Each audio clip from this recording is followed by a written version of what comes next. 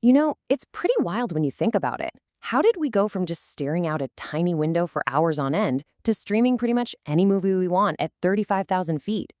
The journey of in-flight entertainment is this amazing story of technology, luxury, and let's be honest, a constant battle against pure boredom. Okay, let's dive right in and see how it all happened. Okay, so let's set the scene. It's 1921. You're not on a 747. You're on a flying boat, of all things, cruising over Chicago. And then someone just hangs a screen up at the front of the cabin and plays this little promotional film. That was it. I mean, that's literally where it all began. The very start of a total revolution in what it meant to be a passenger. Now, let's jump forward 100 years. The cinema isn't at the front of the cabin anymore. It's right here, in your pocket. Seriously, you have more entertainment options in the palm of your hand than anyone on that first flight could have even dreamed of. So that brings us to the big question, right? How on earth did we get from there to here?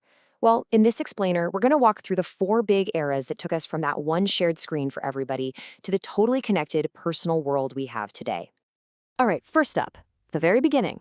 Way back when, the entertainment wasn't on a screen at all. It was the flight itself. I mean, for the handful of super wealthy people who could actually afford to fly, just looking out the window was the main event. It was this absolutely mind-blowing novelty. So, showing movies on planes? That was a super rare thing. Yeah, we get the first feature film Up in the Air in 1925, but honestly, the peak of luxury back then had nothing to do with movies. It was all about these incredible airships, like the Hindenburg. We're talking basically flying hotels here. And this just shows you exactly what that meant. Forget watching a film. Passengers on the Hindenburg had a piano lounge, a full-on dining room, even a smoking bar. The whole point was the journey itself. It was this big social event, just wrapped up in a level of luxury that's hard to even imagine today. Okay, now let's jump forward to the 1960s. This is where things really start to change. This is the era where movies on planes become a standard thing, not just a one-off gimmick. And it's all thanks to one guy who figured out a huge problem with flying. This guy, David Flexer, was a movie projection expert, and he just hit the nail on the head. He realized that, yeah, flying is amazing, but it's also really, really boring. You're just sitting there for hours with nothing to do. And he saw a huge opportunity to fix that. So what did he do? He came up with this genius solution, a super compact 16mm film projector. It was designed specifically to fit into the cramped space of an airplane cabin. TWA was the first airline to say, yes, please, in 1961. And boom, just like that, the in-flight movie became a regular part of flying.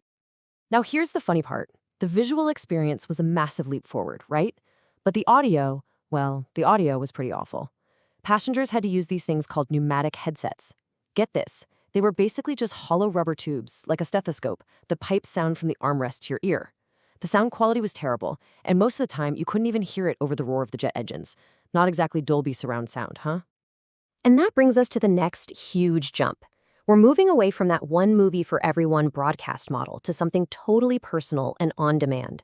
This is where the power really shifts into the hands of the passenger. But, as we'll see, it added a whole lot of weight and complexity to the plane. So, 2.7 inches. What in the world is that? Well, that was the size of the very first personal seatback screen.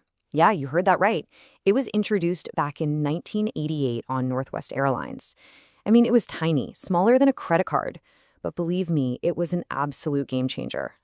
All of a sudden, you weren't just stuck watching whatever the airline decided to show. You had control. You could pick your own movie. You could order a snack right from your seat.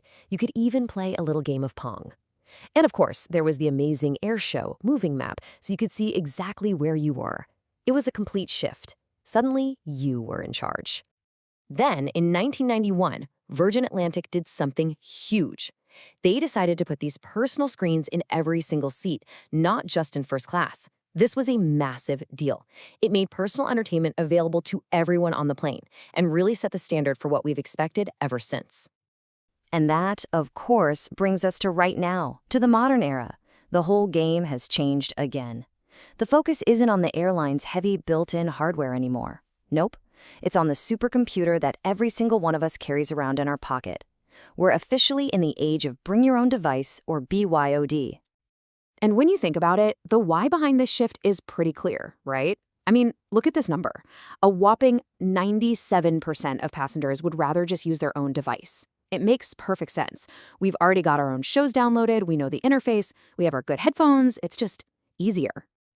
So, the magic behind all this is something called WIFE. That's wireless in-flight entertainment.